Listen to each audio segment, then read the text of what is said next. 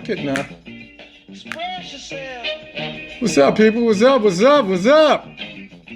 You don't never need help with nobody else. Got to do now. Express yourself. Whatever you do. Hey, man, what's up, babe?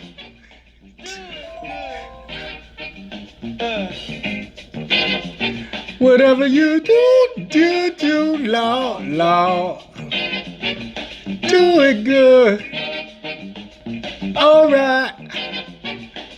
It's not what you look like when you're doing what you're doing. It's what you're doing, what you're doing it, what you look like you're doing. Express yourself.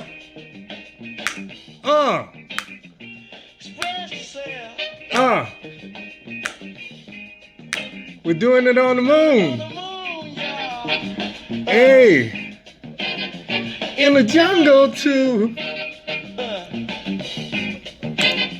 Everybody on the floor now. Kangaroos. So let me horse do the thing they do now. Skagga-doo-ga-doo-dop. Skagga-doo-doo-dop. Skagga-doo-ga-doo-ga-doo-dop. Skagga-doo-doo-dop. What's up, Glenn? Gwen? Where you at? Start dig it up, do. And other people don't. But everything don't mean a thing if it ain't the thing you want. Express yourself. Hey folks, what's up? What's up? What's up? What's up? What's up, Glenn? I see you in the place. How y'all facing the place? So what's up? I got something in my eye? No, I ain't got nothing in my eye. Let me stop clowning with you folks. Running a little behind. I guess there's always going to be some stragglers. Not all of this is happening on my phone and carrying on. So what I'm going to do, we'll go ahead. Every time I hear that sound, I want to go doom, doom, doom, doom, doom, doom, sugar, doom, doom, doom, doom. Y'all didn't know I could pop too, right? Yeah, I could do anything but break dance. I ain't breaking shit around here, excuse my French. But hey, folks, all jokes aside, I want to welcome everybody to another Thirsty Thursday, a night of, I got something to say, so it must be true. Welcome to the podcast tonight. This is number 21. As always, I want to thank you guys for tuning in. And I got one thing to say. How about that Super Tuesday, huh? There's a lot I could say. My predictions and the information I share here for the last several weeks has come true. But I will not. And I advise you not to celebrate. We have a long way to go to November. That's the Tuesday that really counts. But tonight we're going to reflect on Super Tuesday and some of the drama that unfolded and shaped Super Tuesday. I like to tell you that after Tuesday we'd have more clarity, but I'd be lying. Some people are going to be upset for the next 2 or 3 weeks, some for the next 2 or 3 months, that the candidate is no longer in the race. And as a result of that, some people are going to just tune out. And I think that's sad, because what we have to do, people, is we have to keep our eye on the prize.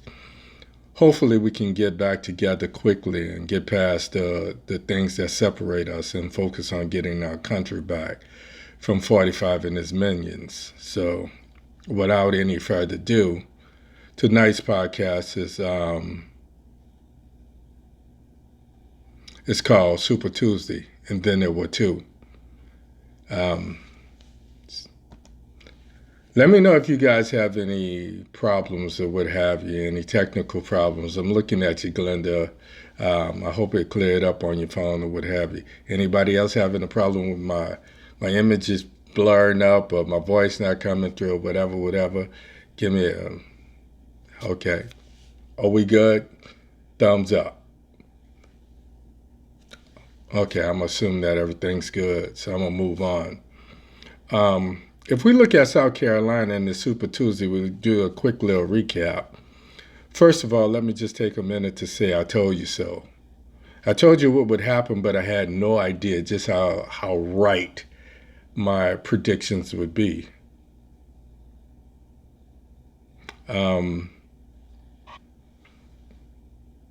I told you that the caucuses were biased. I told you that they were obsolete and they lack validity. I told you that caucuses do not reflect what most of America is thinking or feeling.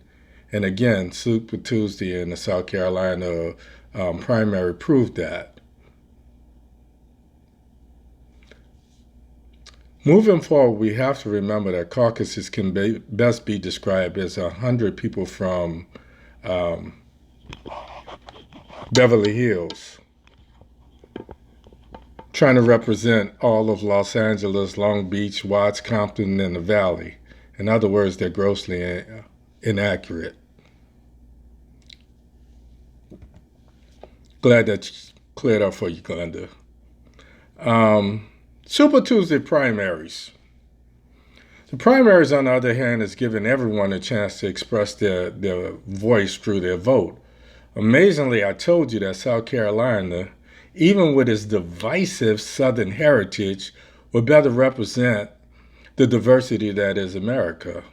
Super Tuesday illustrated and proved what I've said time and time again here. For the last several weeks, I've been telling you that caucuses just couldn't give us a full explanation of what was going on. South Carolina also was the first illustration that showed that our votes count. Specifically, it showed, and looked like I'm getting kind of technical things here. I see my thing fading in and out. Specifically, South Carolina told us just how important the black vote is. There are 15 states that held primaries over Super Tuesday. Of those 15 states, Bloomberg surprisingly won one, some more. Bernie Sanders won 4, and Biden shocked the world.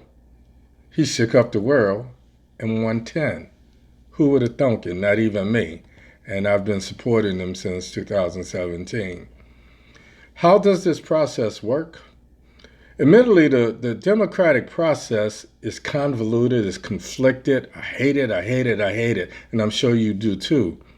I was so afraid that with all the political back and forth and the constantly changing narratives shaped by interest groups, that a lot of the people that I call my Facebook family would get turned off. I was so afraid that collectively you guys would tune out.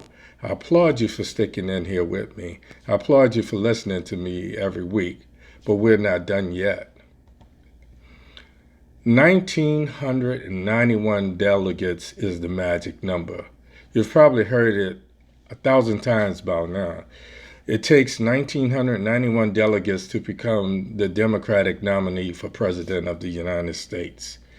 If neither Joe nor Bernie reaches that magic number before the Democratic National Convention, it gets messy. That's called a contested convention or nomination. So the delegates are kind of released and they get to declare again. Add to that, you have the superdelegates. These folks are former governors, congressmen, et cetera, and they get to declare their support for the candidate they think is best qualified to be president and beat Trump. Excuse me. No, it's not Corona, so everybody stick right there. You can't catch anything. Dems are playing catch up, folks. That's why you hear terms like consolidation. What they're starting to do is consolidate and rally behind mostly Biden because they know that he can do the job. They know that he can unite the party. They know that he can attract moderate Republicans and independents alike as well. So if we backtrack for a minute, let's talk about what it takes to become president.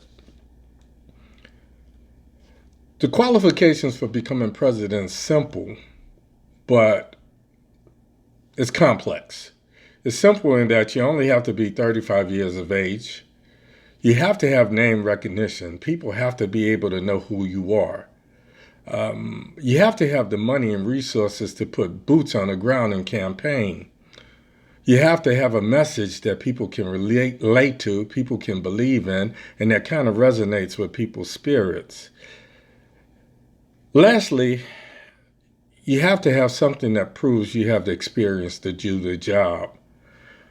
My podcast was written before Warren dropped out, so I'm going to kind of evaluate those three people based on the criteria as I see it. First of all, Bernie Sanders. Bernie has excellent name recognition. Everybody knows his mannerisms, his voice when you hear it. He has money and resources. He has what he calls a hit squad. He has a message of socialism for everybody, but his record of how he's performed in Congress as an independent doesn't necessarily click or resonate with most people. We've been raised in a capitalistic society. So in addition, most people know that his message would force moderates to either not vote or vote against Bernie, even if it means voting for Trump. That's a problem. That's why Trump is licking his lips. Problem is, nobody who is somebody in the Democratic Party, other than the young, what we call freshman congressmen and women, believe that Bernie could beat Trump. Elizabeth Warren. Warren's strongest point is she's the most experienced woman in the race. She has name recognition and money. She has resources and experience in Congress. But there are three things that kind of hurt her. She has what I see and others see as serious character flaws.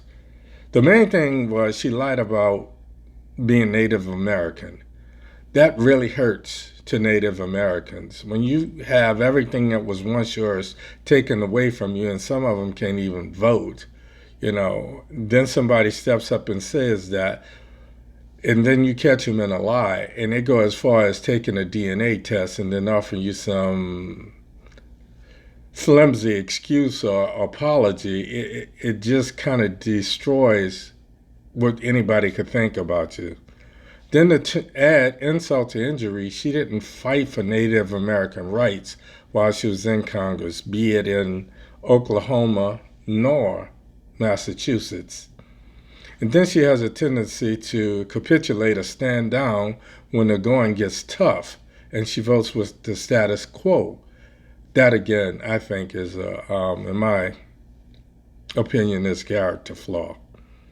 Number two, she has a polarizing, what I call X factor, that seems to repel people that really know her. She grew up in Oklahoma, but they don't claim her.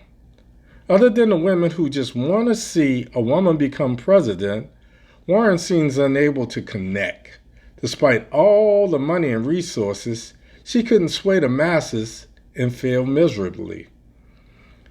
Then, this morning in grand fashion, Warren is holding her support hostage. I suspect it's because she's hoping to become someone's vice president selection. In my opinion, it makes her more of a liability than it does an asset. Number three, she has a message that falls on deaf ears. Though she's from Oklahoma and represents Massachusetts, it's obvious that her message is not resonating or clicking with people because she couldn't convince enough people to do what even Bloomberg did, and that's win one state. To add insult to injury, forget the fact that she's a woman. What does it say about someone who comes in third and cannot win in the state where they're supposedly representing people, their own state? Biden. Joe Biden had the name and the experience, but I was surprised to see that the former VP had no money to put boots on the ground like Bernie and Amy and Pete and even Elizabeth. Maybe it's because Biden was the front runner and potential donors, like myself, assume that his war chest was strong. Maybe being the initial front runner, his transgressions were heavily exploited by 45 and his opponents, creating adversaries.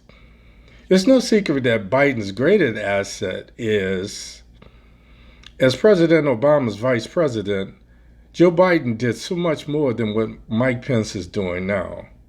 Biden traveled extensively and built relationships abroad that will prove to be valuable moving into 2021. Biden's other strength is he's worked with both sides of the aisle as a senator for years. This will prove invaluable in transforming Congress again into being a separate entity as defined by the Constitution, not a rubber stamp for the White House shenanigans, as we've seen under the Trump administration. I wanted to make this kind of simple. I wanted to make it short. I wanted to make it sweet. So I got a couple more things I want to throw in there, but the things that really impressed me is this, and I want to send some shout outs. First of all, I want to give a shout out to everybody that went out and voted, did your part. Those that did, we did our ancestors and our children's proud. Those that haven't had a chance to vote yet, I know that you're going to show up and show out as well. I want to give a special shout out to my Virginia people. Having once lived in Arlington and had a house in Manassas, I have a special relationship with Virginia. Having 69% increase over 2016, I guess Virginia really is for loving. Oh, I meant lovers. Lastly, a special shout out to my Texas folks. You guys dealt with long lines, long waiting times, but despite all of that, you showed up and you showed out, and you pushed Biden past Bernie to claim Texas, and that was a big deal. So big shout out to this Lone Star State. I'm going to do something tonight I never do. I'm going to close with what I call an editorial rant, because I've been giving you what I try to define as facts. Though I give you some opinion, sometimes I try to do what I call the Joe Friday, just the facts. Growing up, Walter Cronkite was the man to me. We shared the same birthday. Yeah, Glenda, we're born on Walter's birthday. But anyway, he was the man because he just delivered the news, and that's what I aim to do. Sometimes I get emotionally caught up in it, and it's because this is a one-man show. So a lot of times when I give it to you, this is my first go-around. So here goes my editorial rant. After Super Tuesday, admittedly, I took a minute to pat myself on the back for the predictions I made coming true and to fruition. Then, like many of you, I came to the realization that we are betting on one of two old white men to dethrone an old white demagogue. So I say, only in America. Then I'm reminded why we are betting on Biden and Sanders for the best option to take down Trump. Then I'm reminded again that politics really do make strange bedfellows. Being a student of history, I wonder a few things. I wonder how my grandchildren's children will talk about this millennium. I wonder how my grandchildren's children will talk about the president elections of 2008 and 2016 and 2020. I wonder how history will remember Trump's impeachment farce and the Democrats' inability to get Obama's Supreme Court nominee to the floor and voted on. I wonder how history will notate the paradigm shift or radical regressive change in public policy during the Trump administration and the things that led up to that. I wonder how in 2020, the faith of America, the soul of America ended up in the hands of three old white men with extremely different ideas for which direction we as a country should go. I wonder how history will remember the Tea Party. I wonder how it will remember Bernie's socialism or his hit squad. I wonder how history is going to remember Trump the tweeter and his minions. I wonder how will history refer to comeback Joe Biden, the obscure forerunner, who, with no money in his proverbial war chest, rising from the ashes to clamber his way to the top of Super Tuesday.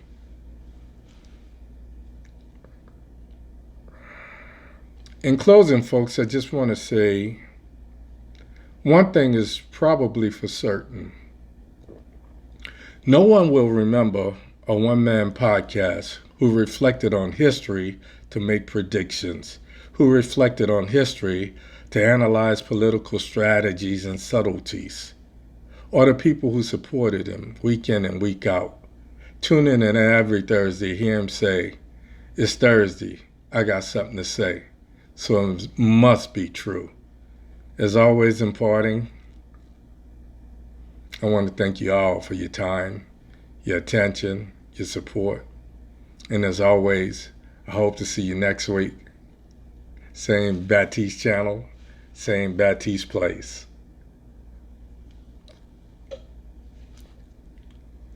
Short and sweet, folks. Get in, get out. As always, let me say a little shout out here and there. Yes, Glenda, our birthday. Hey, Miss Perry Little. To walk my post in a military manner, keeping always on alert and observing everything that takes place within sight of here. And don't ask me why I remember that shit, but yeah, must have been all that time and they kept my behind in the, what they call it? The gas chamber. I'll never forget them damn General Orders. What's up, Jeff? How's it going, man? Frida, what's happening, babe? Talk to me. I want to talk to you a little later. Gwen? Hey. Glenn? What's up, bro, man? What's up? And Miss Smith, Miss Belle Smith. Thank you for showing up and showing out, baby. Appreciate it. I got in, I got out. Hopefully, those folks that didn't get a chance to catch it will catch it on YouTube. Last thing before I go, I want to remind everybody, I'm going to post this on my page with my YouTube download links so that you guys can go to YouTube. I notice every week there's something going on, so eventually I'm going to be taking this message from Facebook to YouTube, and I'd like to have some of you folks be able to tune in and show out. So expansion, evolution is on the horizon. Folks, as always, I am the greatest